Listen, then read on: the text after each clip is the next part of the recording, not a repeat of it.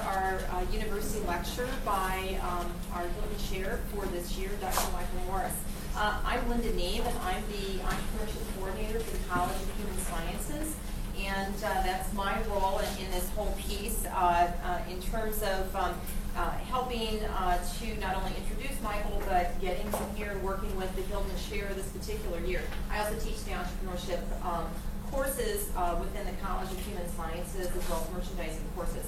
I want to thank a couple of key people also who've helped to make this event, as well as the Hilton Chair events throughout the year possible. I have a co-coordinator with the Hilton Chair activities, and that's Dr. Sarah Marchetti. Sarah's right here.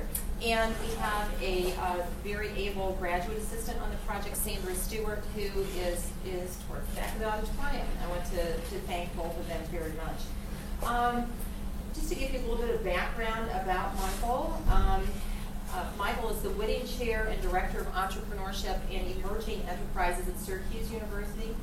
Syracuse University annually hosts an event called the Experiential Classroom. And for those of you who are faculty members, if you are at all interested in integrating entrepreneurship into your teaching, I would highly recommend that event. In fact, it kicks off next week for this year. So that's where I first met Michael, and he really energized me and enthused me about entrepreneurship, and it hasn't stopped since then, and for good reason.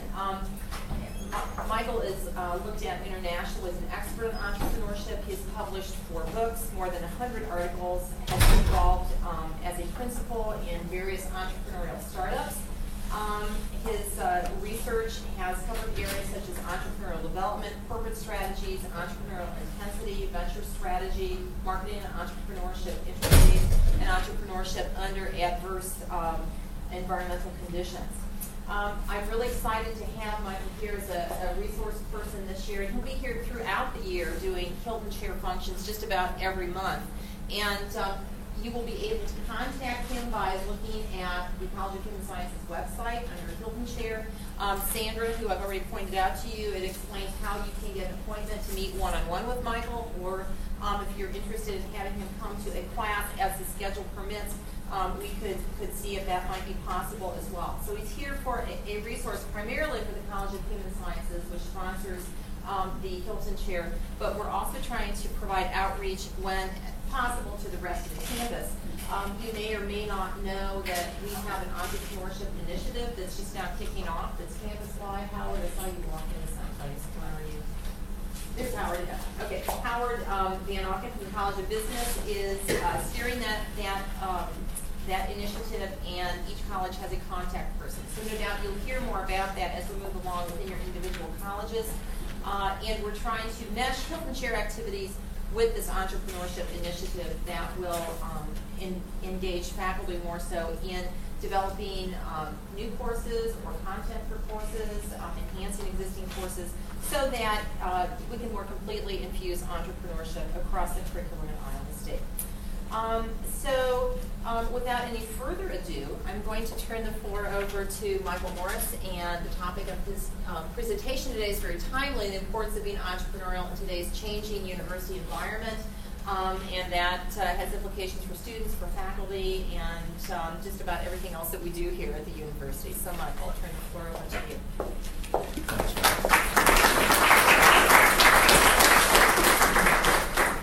Well, thank you for having me.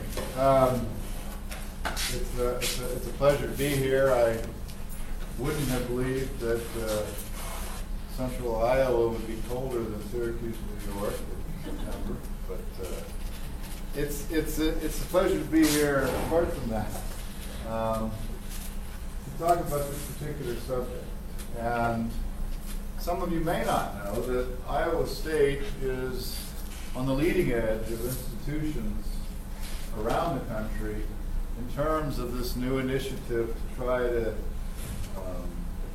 encourage the entrepreneurial spirit in all the colleges and schools on the campus. And I hope that my remarks are consistent with supporting that effort. But I hope that some of what comes out of this conversation is meaningful on multiple levels. For those of you that are students, for your own professional outlook and where you're trying to go and what does entrepreneurship mean in your life. For those of you that are faculty, how this exciting subject area might inform the things you teach and the things that you do research on. So I want to start with a quote that is my favorite quote from George Bernard Shaw, who tells us that the reasonable man or woman adapts himself or herself to the world. That the unreasonable one persists in trying to adapt the world to himself or herself, such that all progress depends on unreasonable men and women. My purpose here today is to celebrate the unreasonableness in all of us. You see, a university education and a university environment ultimately is about bringing structure and discipline to our thinking, order to the way we approach things. And that's vitally important. I worry, though, that sometimes in the discipline and the structuring and the ordering, that we forget the magic of challenging and questioning and being alternative. And so I want to talk a little bit about the role of unreasonableness in our institutions. And the second quote that's up there is important for a different reason. I worry sometimes that entrepreneurship has become a sexy topic. It's become glamorized. When we think of people like Anita Roddick, who founded The Body Shop, or Michael Dell, when we think about entrepreneurs like Oprah Winfrey, it gets glamorized, and we think of these IPOs and these.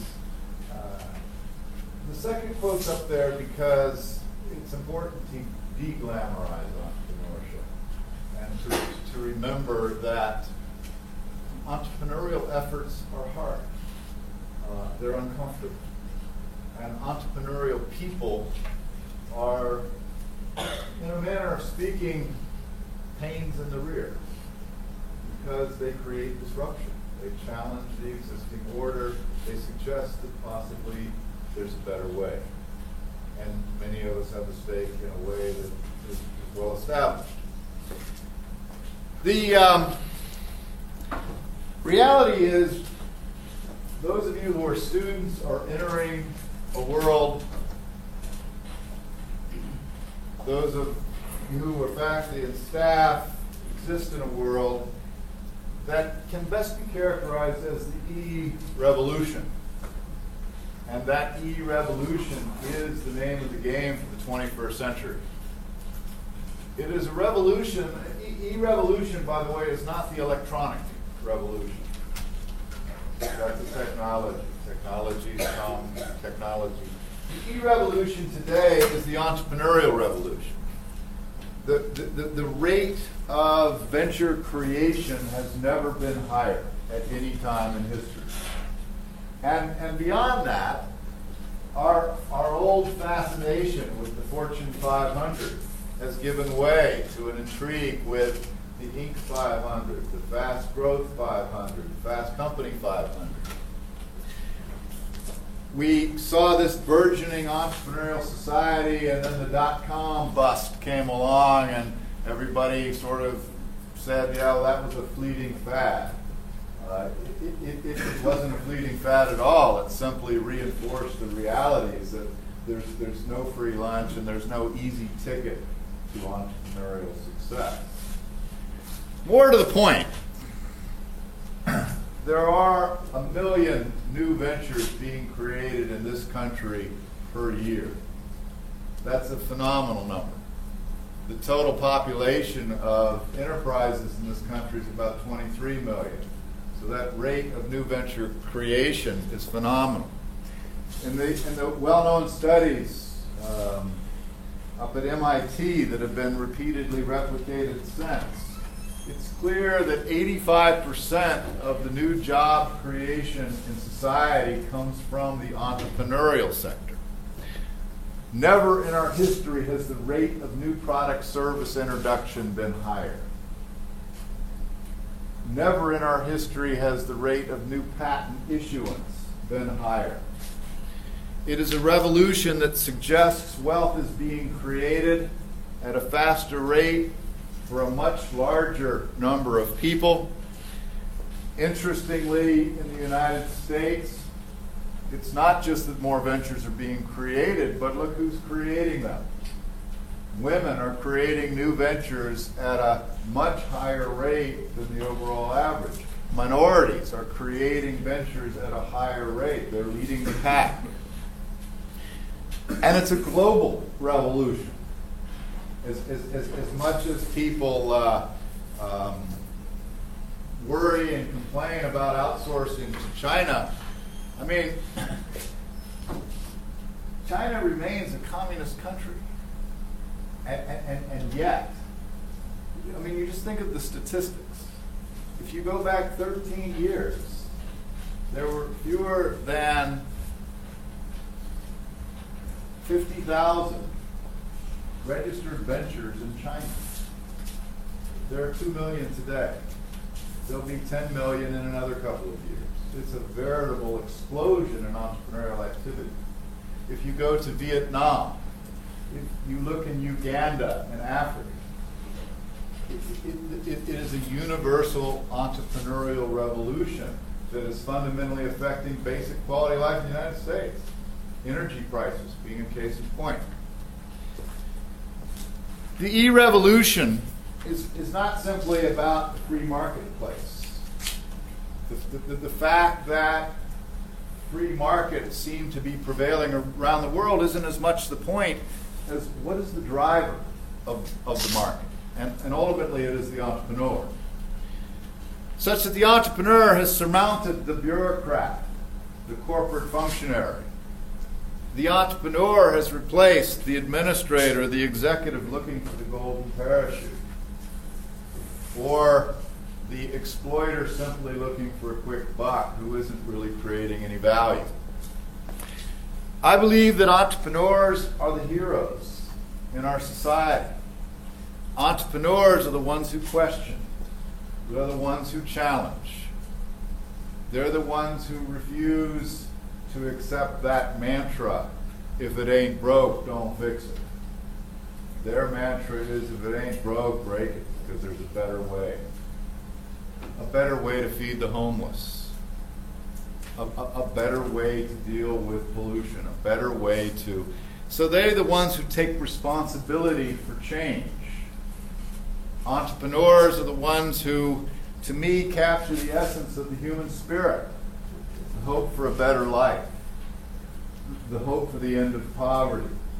The hope for the destruction of discrimination. To me, entrepreneurs are the quiet revolutionaries. Entrepreneurship is the most empowering, the most democratic, the most creative, freedom-creating phenomenon in our history.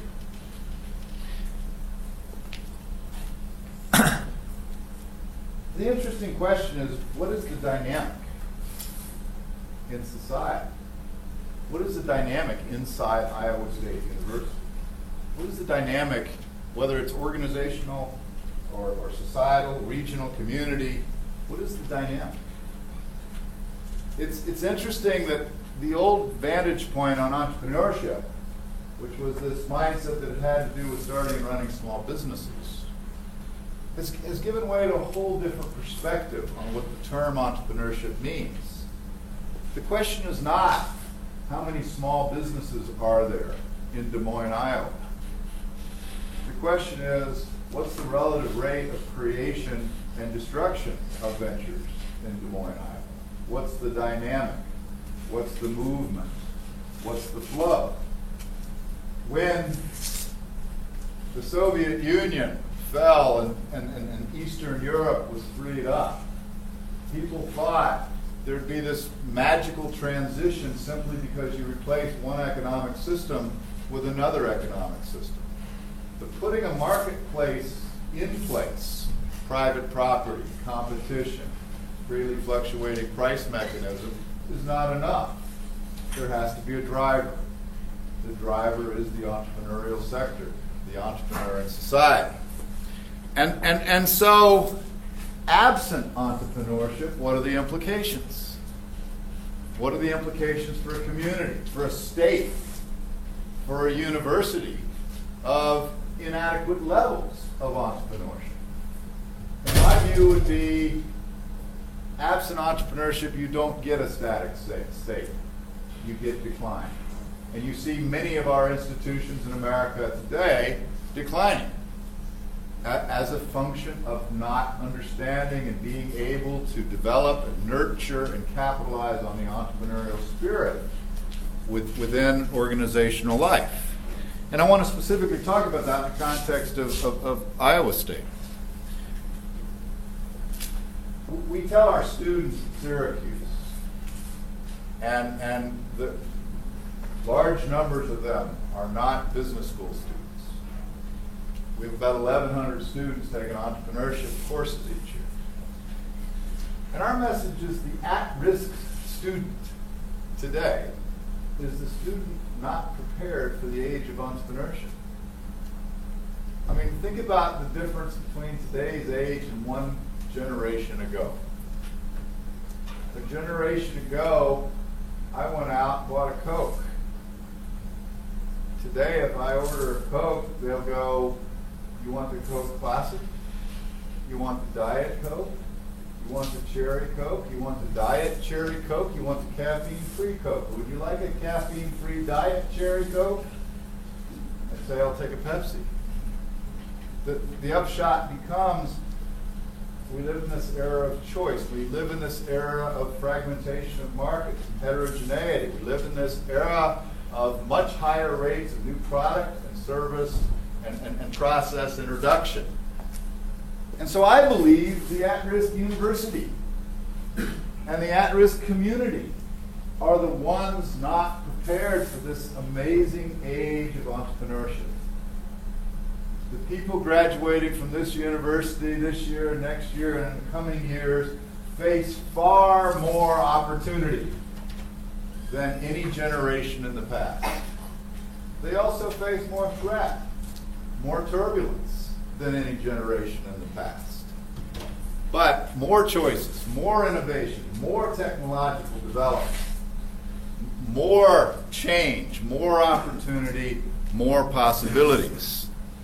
And so the question to me is, are you prepared?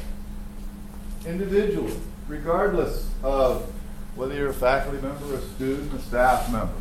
Are you opportunity driven in the way you approach life? How many opportunities did you recognize today? How many did you act upon? Are you a calculated risk taker? Entrepreneurship, as you'll see, has very little to do with, has nothing to do with crazy risk taking, wild risk taking. Are you comfortable in looser, messier, ambiguous situations, or does everything have to fit into nice, clean boxes? Because the nature of new and different is loose and messy and ambiguous. Do you want to be responsible for being a part of a process, or for making a difference, for being a part of an outcome, of results? The focus of what I want to talk about are these 5 questions. What exactly do we mean by this word entrepreneurship? Much used, arguably much abused. What does it mean to be entrepreneur? And I think these are important terms because for many, certainly many in an academic context, entrepreneurship is actually a dirty word. It gives rise to perceptions of greed-mongering capitalists who simply exploit and destroy the planet. Who is the entrepreneur? This individual of whom we speak. And what does it mean to have an entrepreneurial mindset? All of which sets the table for the fundamental question, what's an entrepreneurial university? What is entrepreneurship? Let's talk about what it's not. It's not simply the starting and running of a small business. There are people, when you did whatever you did this past weekend, and you were coming out of the store, you're coming out of the theater, you're coming out of the concert, and you decide to stop and get a frozen yogurt. You think, well, the guy or woman who runs that frozen yogurt, that's an entrepreneur. It's not an entrepreneur. That's a small business person. There are corporate business people, big business, there are small business people. Entrepreneurs are something different. So we need to get away from this sort of context-specific notion. It's not a personality cult. We get caught up in this. We think of these people like Oprah Winfrey and Michael Dell as these amazing superheroes that wear blue tights and a red cape, and they have an S on their chest, and they leap tall buildings, and we get caught up in this sort of hero cult of the entrepreneur, and it's a mistake because we sort of put them up on this pedestal as like they're different than the rest of us. So it's not about that. That entrepreneurship is not about magic or mysticism or pixie dust. It's not luck. It's not about being in the right place at the right time. It's not some birthright, and it's certainly not genetic. Entrepreneurs, the one thing we are certain of is that entrepreneurs are not born. You look around the world, you look at radical differences in societal levels of entrepreneurship. It's got nothing to do with a gene structure. It's got nothing to do with the water. It's got something to do with environmental conditions. So what is entrepreneurship? Well, it's a manageable process. I want to elaborate on that real quickly. But as we'll get to, it's more than that. It's a philosophy of life. Think about that challenge. To live the entrepreneurial life. To bring an entrepreneurial perspective to all that you do.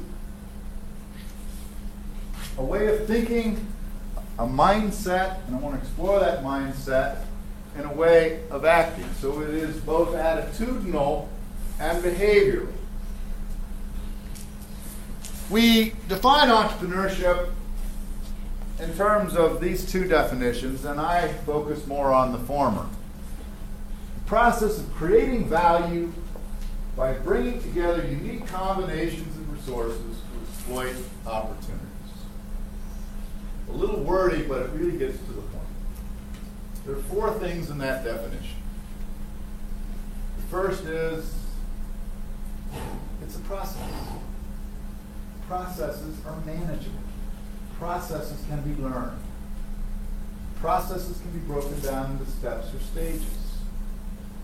Processes can be applied in any context. So, if I'm the chair of the anthropology department at Iowa State, I can implement the entrepreneurial process tomorrow morning at work. If I'm the president of a sorority on the campus, I can implement the entrepreneurial process in my sorority tomorrow morning. In fact, if you look at that definition, what's missing from it? Do you see the word small business in there anywhere? Not there. Do you see the word profit in there anywhere? Not there. That's not what we're talking about. I'm not saying that profit isn't important. Profit is simply a scorecard. It's not the purpose. It's not the reason. And important. My younger brother is a politician. He's a politician in the state of Florida. He's the head of a county commission down near Orlando. Florida is an interesting state. I mean, it's kind of flat. It's got beaches. Weather's nice. It's also one of the lowest tax states in the United States. And it's what they call a right-to-work state. So labor unions aren't especially powerful in Florida. So if I have nice weather, low taxes, and relatively weak labor movement, what's that mean? Well, it's a huge growth state in terms of business moving there, business starting there. There's a whole high-tech corridor between Tampa and Orlando. Tremendous growth. The imagery of Florida as a senior citizen state does not jive with the demographics of the state. But it's a low-tax state. So what's that mean? Low taxes usually translate into lower services. Right? So this guy who's a sheriff has a problem because he has to get elected every 4 years. Population is booming. That means a lot more crime, a lot more social problems, a lot more challenges, family challenges, and so forth. And he's got these cool crime prevention ideas, but his budget gets cut every year. What are you going to do? He's got to stand for re-election. He's got to have crime under control or throw the guy out. And this is sort of where the rubber meets the road. How do most of us deal with a situation like this? Well, some of us do the best we can with what we have. We try to squeeze every penny we can. We try to be as efficient as we possibly can. And then we sort of wash our hands and say, I did the best I could. We call that resource constrained on one end of a continuum. The other end of that continuum is opportunity driven. Resource constrained, opportunity driven. This guy is not the resource constrained. He asks an interesting question. He's a sheriff, Central Florida. He says, what resources do I have at my disposal that I'm not fully utilizing? Well, he's a sheriff, so what's he got? He's got deputies. He's got cop cars. He's got guns, handcuffs, community volunteers. He's got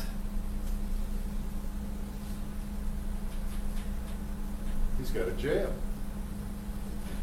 He's got a jail. So he asks the second question. His question is, what if, and you see, those are the two magic words. What if? Not why you shouldn't, why you can't, why you won't. The more in our organizations we can create what if thinking. Not these silly suggestion box programs that never work. Fundamentally built into the culture of the organization, a mindset of what if.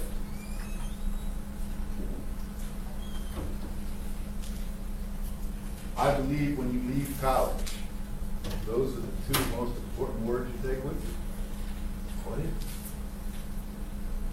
And so he says, what if I rent out my empty jail cells?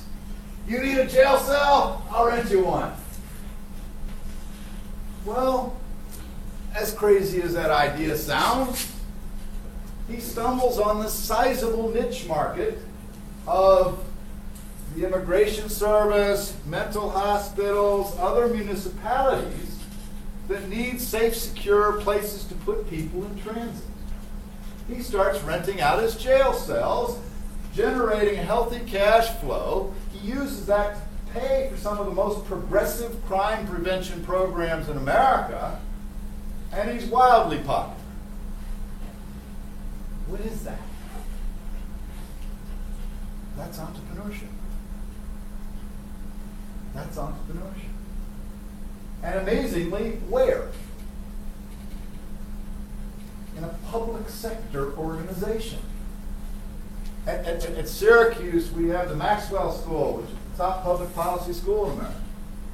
They now teach public sector entrepreneurship. Now, it seems like a non sequitur, government entrepreneurship. But in fact, they realize that's the 21st century. And so it's a process that's applicable in any organizational context of value creation. It's not invention for invention's sake. There's an accountability for value creation for some stakeholder, for a public. And how do entrepreneurs create value? We call it kaleidoscope thinking. When you look in a kaleidoscope, what do you see? Some kind of pattern, of color. When you turn the kaleidoscope, what do you get? You get a different pattern. Entrepreneurs simply turn that place. We all live in the same world. We're all surrounded by the same things. Entrepreneurs just turn the kaleidoscope. They put things together in a slightly different way. Think about Starbucks. It's a coffee shop. Coffee shops have been around over 100 years. And if there's a Starbucks in Ames, I'll bet if you go a mile in any direction, you'll find 10 places that sell better coffee. Better beans, better coffee. And yet, Starbucks rules. If it ain't about the coffee, what's it about? The experience, the ambiance, the feel, all they've done is turn the kaleidoscope.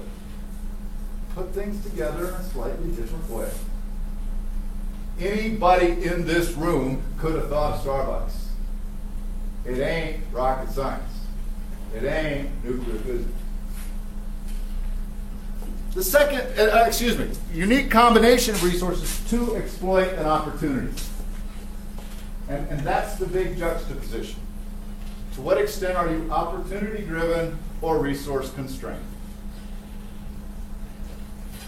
Opportunity-driven.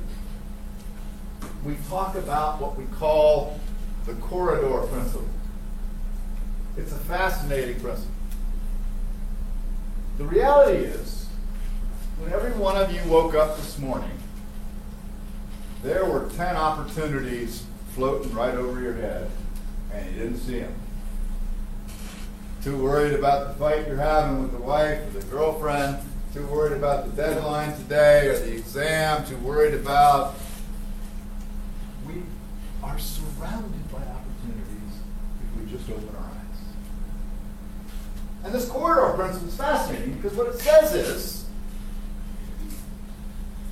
the act of pursuing opportunity tends to make us more opportunity aware.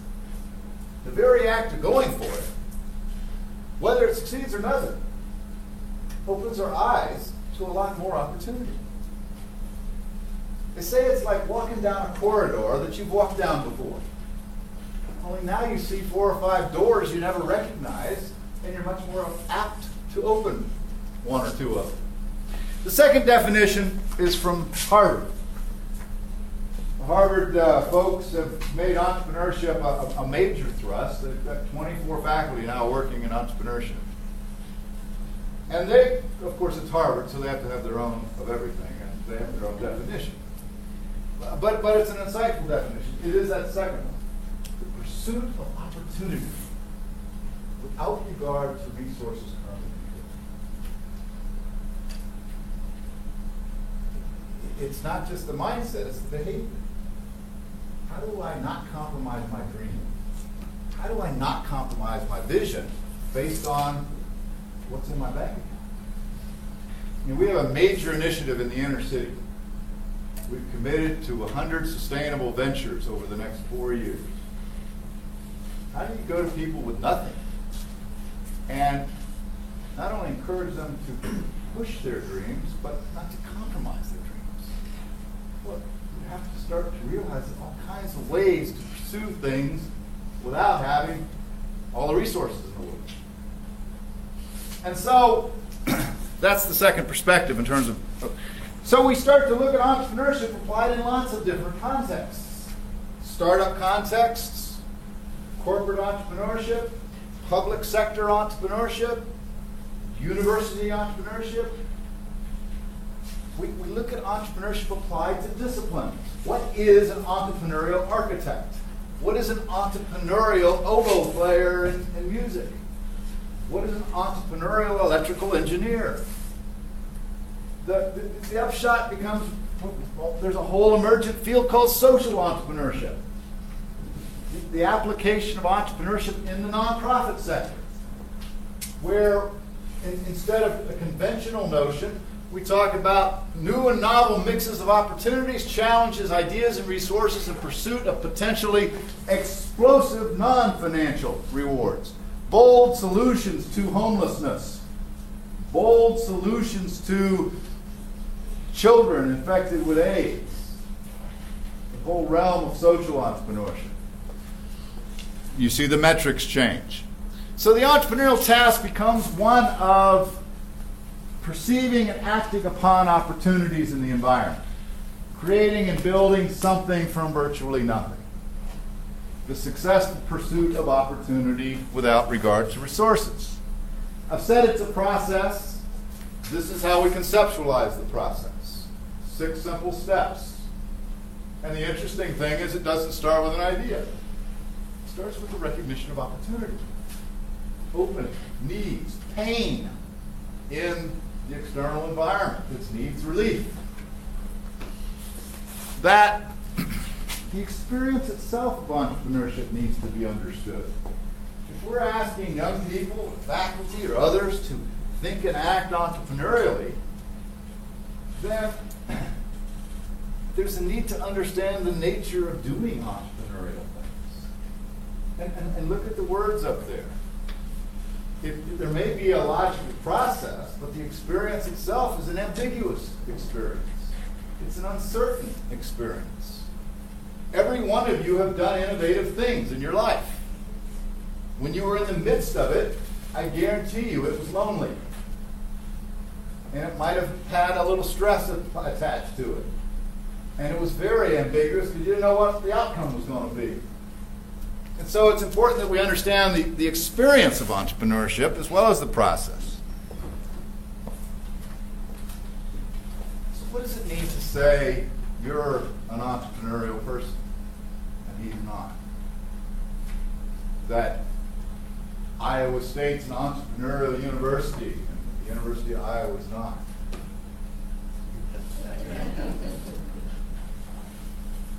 That Austin, Texas is an entrepreneurial community, and Syracuse, New York is not.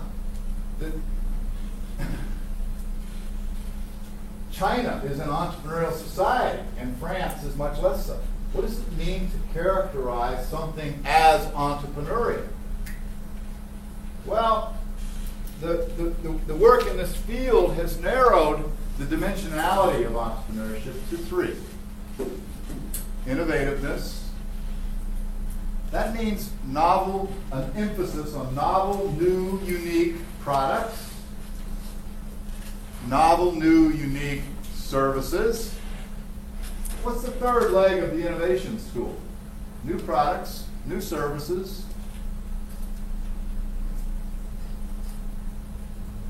new processes, process innovation, new ways to do things, new ways to interface with a customer, new ways to process financial aid inside of a university, new ways to managing logistics, processes, methods, ways of accomplishing tasks. And for most of us, the greatest entrepreneurial opportunity isn't necessarily coming up with a new product or service.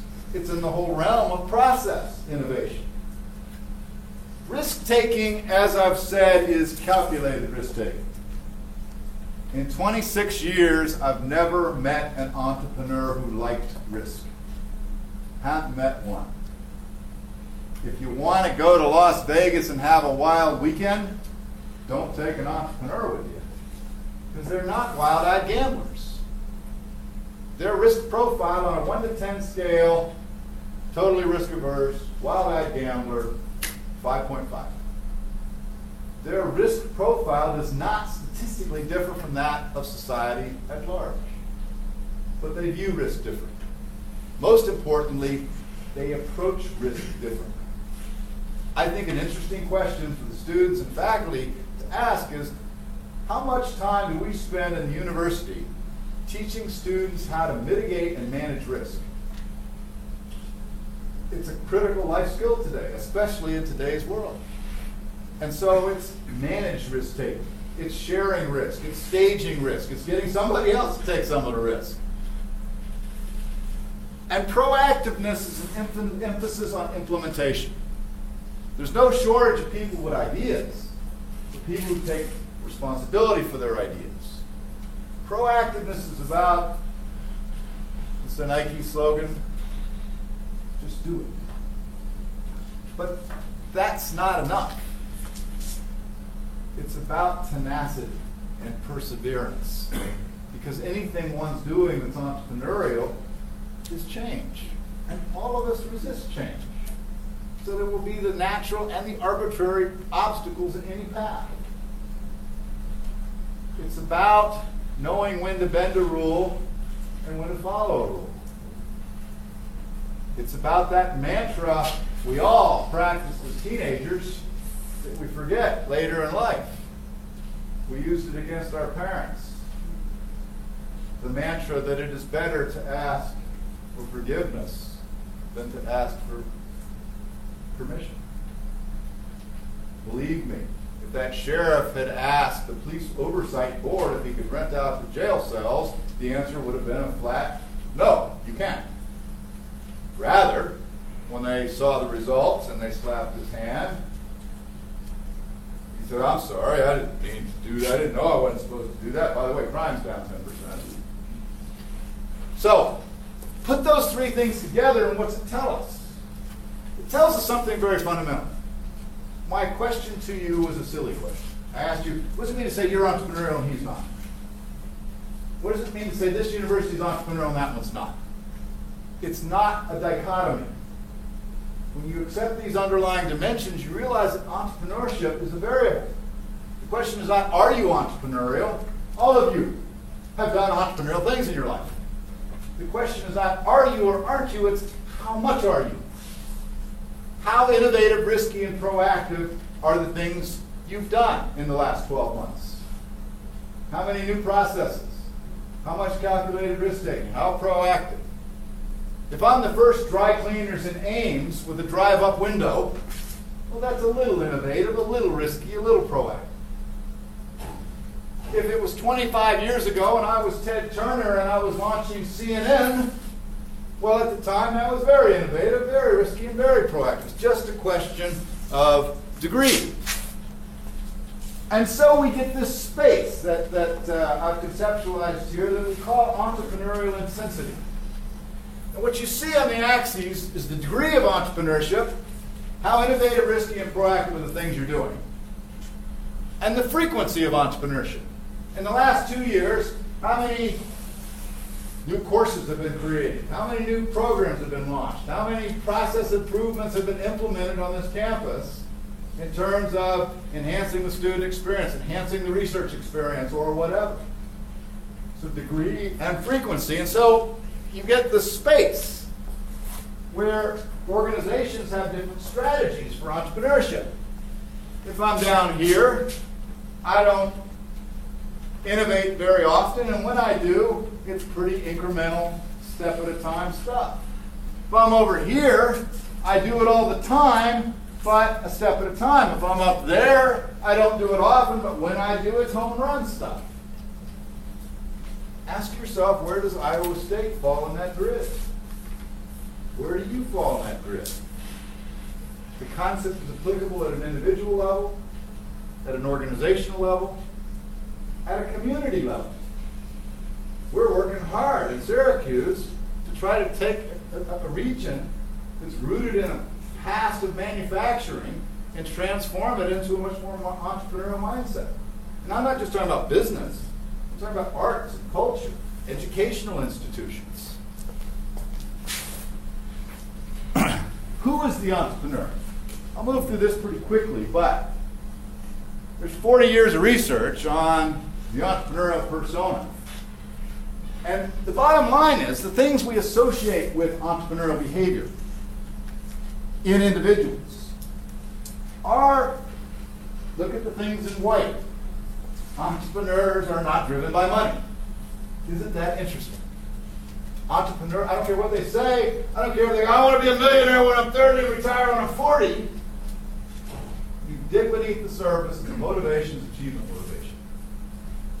They're tolerant of ambiguity. They're calculated risk takers. They have a strong internal locus of control in their belief that they can affect change around them, in their family, in their church, in their neighborhood, in a commercial context. When you look at those kinds of traits, when you look at the skills that we've found entrepreneurs demonstrate, a higher ability to learn from whatever they're doing, social skills, an ability to adapt. And if we look at the way these folks seem to think, some of the cognitive styles demonstrated by entrepreneurs, the bottom line is, ask yourself where those things come from. And what we've concluded is you ain't born with them. That they're about life experiences. They're about family experiences. They're about peer group experiences. They're about early work experiences. That entrepreneurs, when the question is asked, who are the entrepreneurs? The answer is, them is us. Entrepreneurial potential is rich inside every person in this room. The biggest impact of our entrepreneurship program at Syracuse is not how many businesses are started by students when they graduate. It's how many students have discovered their innate entrepreneurial potential, no matter how they're going to manifest it, no matter where they're going to apply it.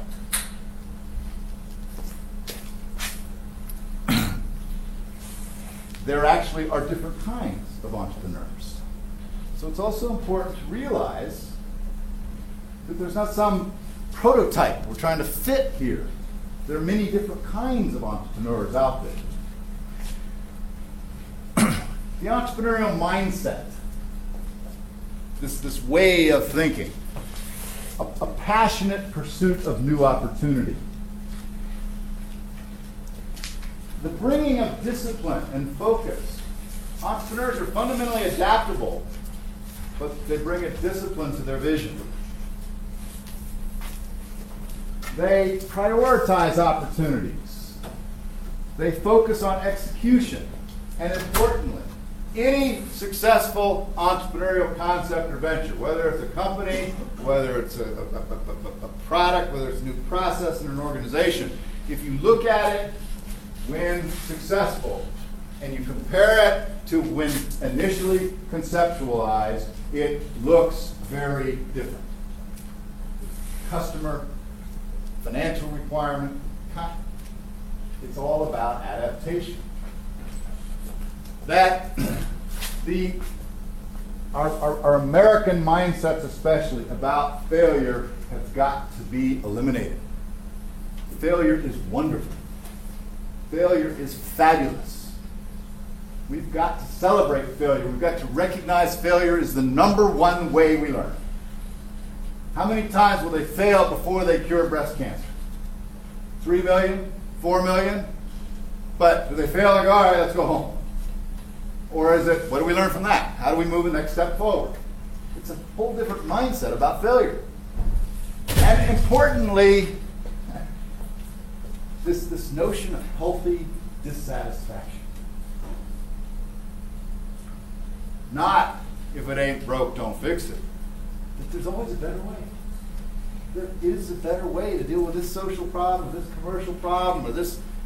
In fact, when we talk about healthy dissatisfaction, think about your own life when you walked over here today. You passed 20 things that could be better, that could be enhanced.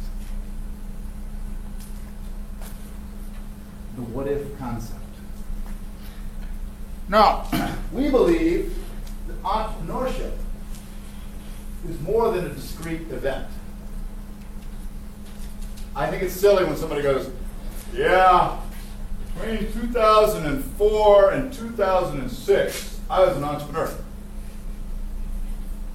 Our argument is that this is a life philosophy. That it's a life philosophy that has both an attitudinal and a behavioral, thinking, acting component.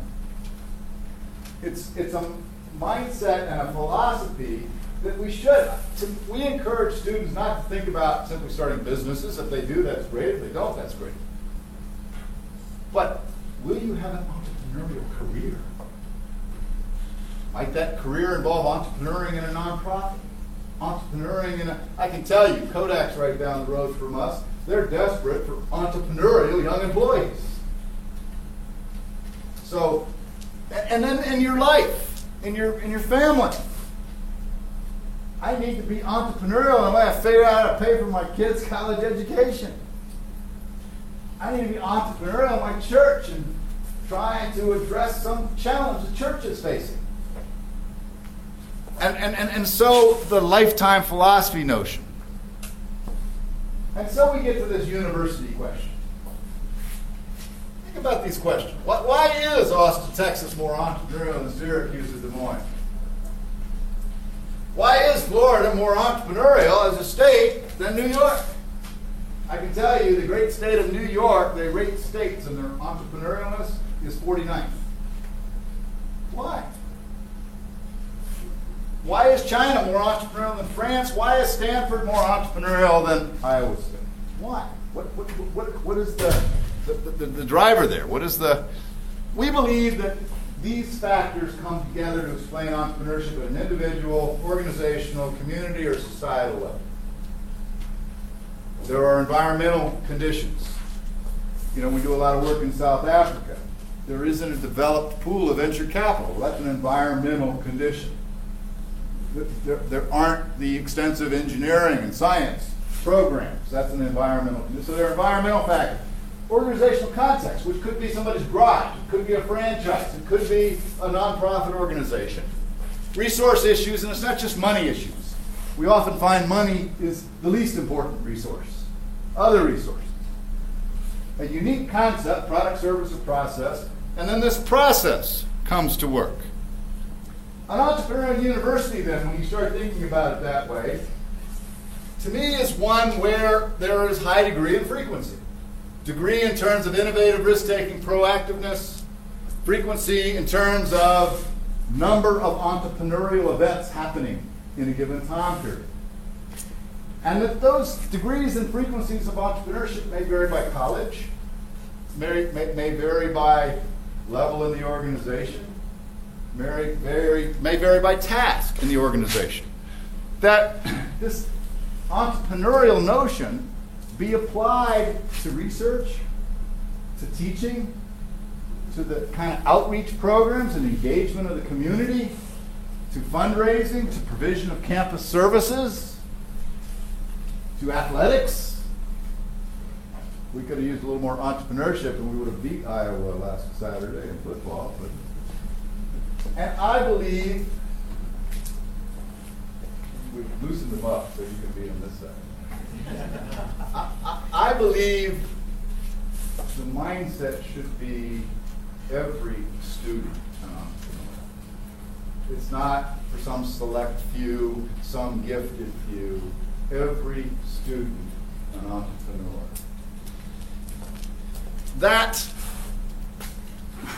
Where do we begin? We begin by thinking about deconstructing entrepreneurship. What are the underlying elements and concepts? What should we build into our courses? What should be the principles we try to adapt in our lives?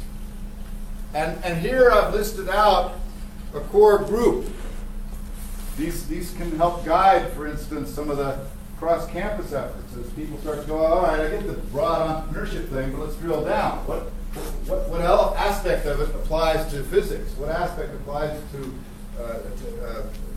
dairy science? And so to me, what we're really trying to encourage is enhanced opportunity recognition.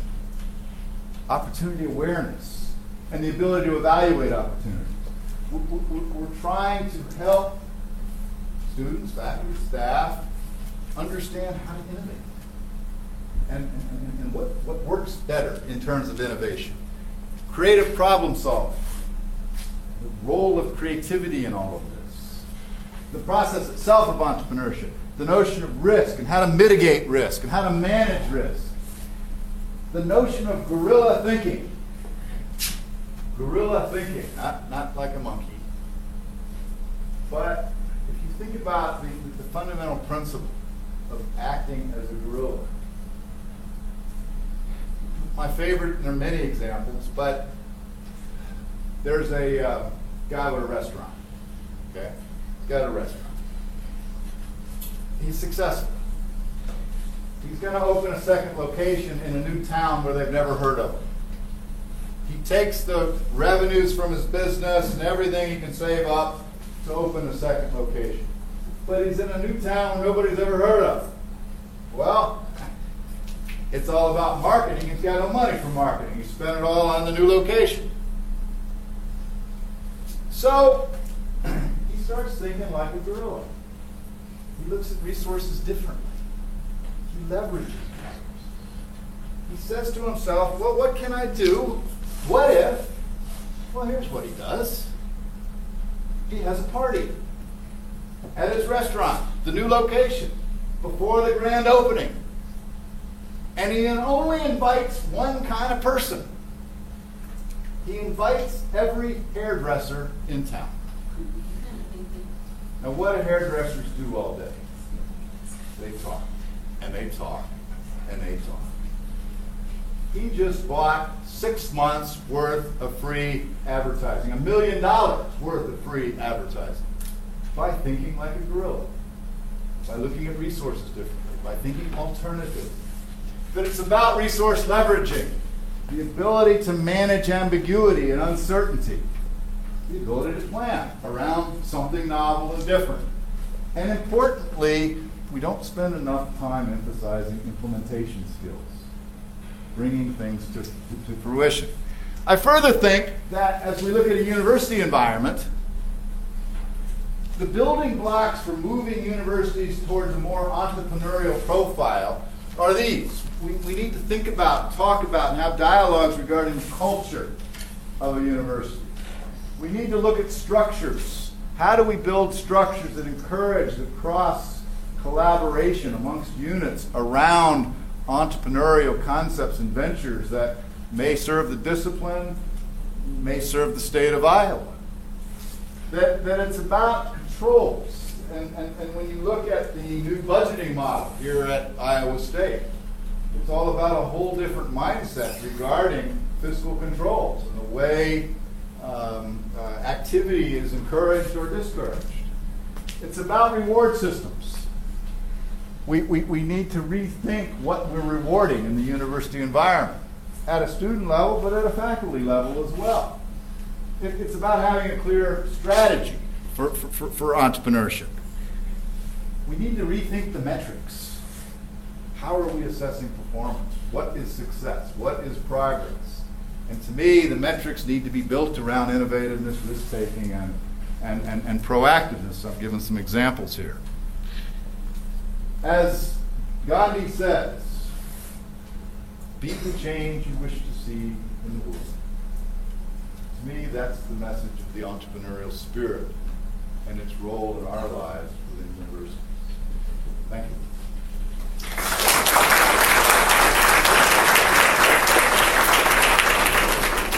Thank you, Dr. Morris, for that talk. I would like to invite you all. There will be refreshments outside of this door to informally talk to Dr. Morris more. Thank you for your attendance.